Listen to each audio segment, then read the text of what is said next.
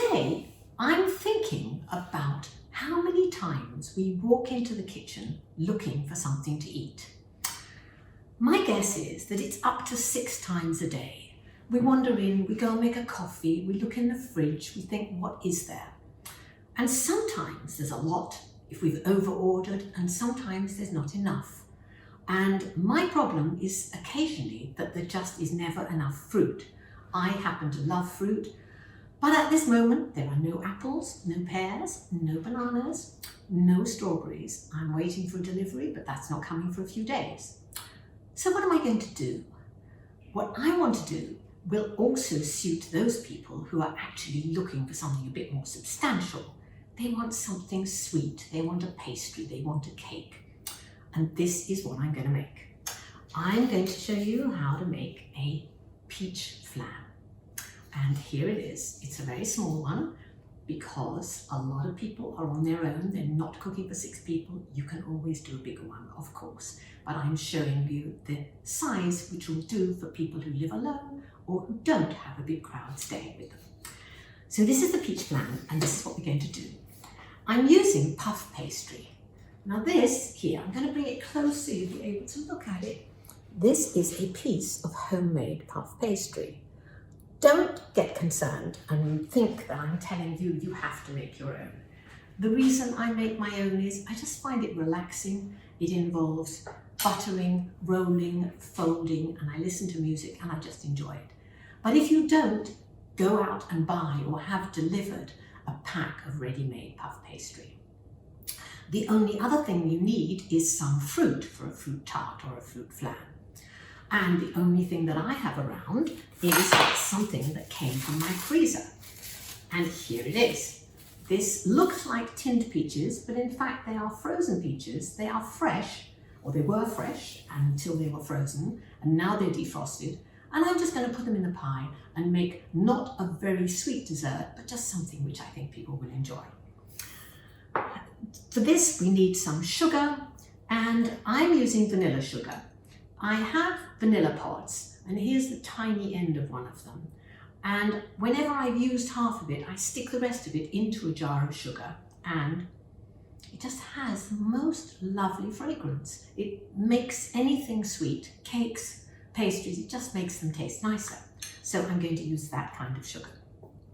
Now, this piece of pastry, which should not stay out of the fridge for very long, because it's not very good if it's kept warm. So it should come straight out of the fridge. And what I've done is I've already rolled it out into a fairly large rectangle. Here it is, you can see it. Now you may wonder why it is sitting under cling film, and this is why. When you roll out pastry, you don't want to have the board full of flour, because then you get much too much flour and the pastry has already got enough in it. What you need to do is to take your rolling pin and you need to sprinkle it with a little bit of flour and just roll the flour around the rolling pin. And so you start rolling out your piece of pastry, but if it sticks, this is the answer. You have a sheet of cling film and you roll it with the cling film like that. And so of course nothing can stick to the rolling pin. Now this one here, this flan, is round, but I just thought if you don't have a round container, the easiest thing is to make it square or oblong. So what I'm going to do with the piece of pastry that I have rolled out is I'm first going to cut off the uneven edges, and that's making it into a rectangle. And I'm going to put those on this other board here and just cut each side down like that. Now the thing about puff pastry is when you have extra little bits, in ordinary pastry, you would make them into a ball, roll it up, and then just straighten it again and roll it out again. But with puff pastry, the trick is not to roll it in a ball, but to layer the pieces on top of each other. And that is because the way that puff pastry is made is in layers. So what I have done is, I'll show you here, I've just made the pieces into little layers so that for these offcuts I'm going to do something later, and that's how I want it to be. So now we have a slightly misshapen, actually, oblong, and we're going to get it right, and I'll show you before we start. Now there's just one thing we have to do with this. I have got a flan case, but I'm going to do it without to show you what we do. You just score or mark with a knife a little way round it. I'm going to show you in a moment what I'm doing, because I know it's very hard sometimes seeing what I'm doing because I don't have an overhead camera. Most cookery demonstrators do, but I don't. So here's what I've done. You can see there, I've just, whoa, nearly lost it. I have drawn a line all around it, and inside that line are going to go the peaches. So I'm going to move the flour off, and here are the peaches, and we're just going to cut them into slightly less thick pieces so that they are fairly small, and I'm going to just pile them into the flan case. And this is very, very easy, as you can imagine.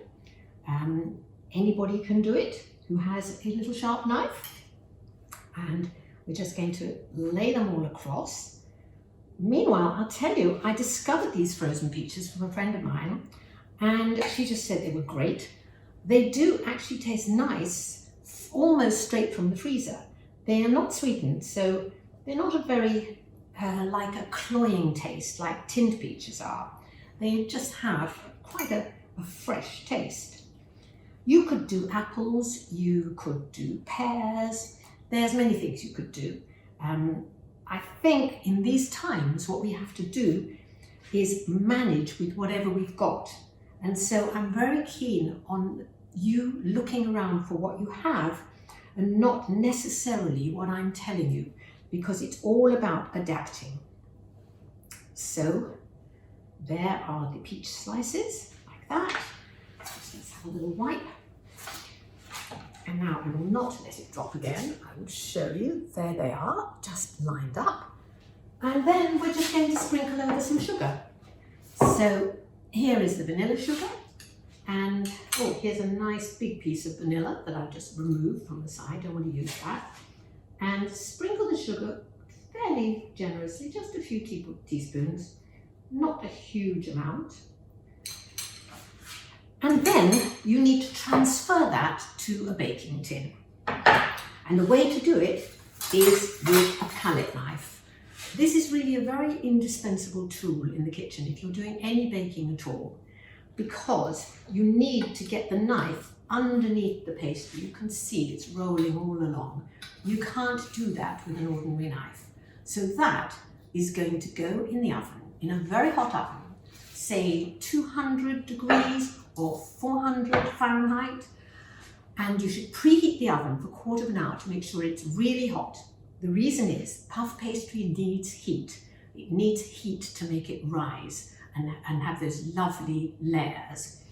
I'm back. I've just put the peach flan into the oven, and it's cooking for about 20 minutes, 15 to 30 minutes, depends how hot your oven is, but you will see that it's got to be a nice golden brown. While it's there, I'm going to show you what I did with the few offcuts. You remember that I had a little bit of pastry left over, and I've now just cut them into a few rounds. I've rolled it out quite thin. I've used a cutter like that, cut them into rounds, and then I'm going to fill them with a little bit of fruit.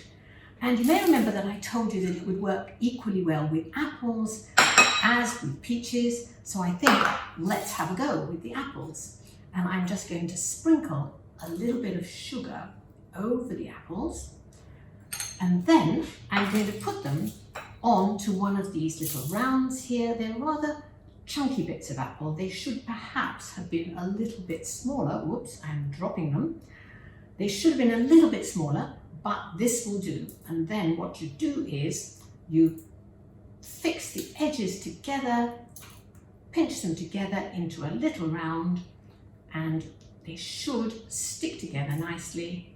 And there you have a little pastry that you will be able to bake just like the other one. Let's do another one because that one wasn't very perfect. So I'm making it slightly bigger, and I'm also cutting the apple a little bit smaller. Then you can see that it makes it easier to have smaller pieces rather than large chunks.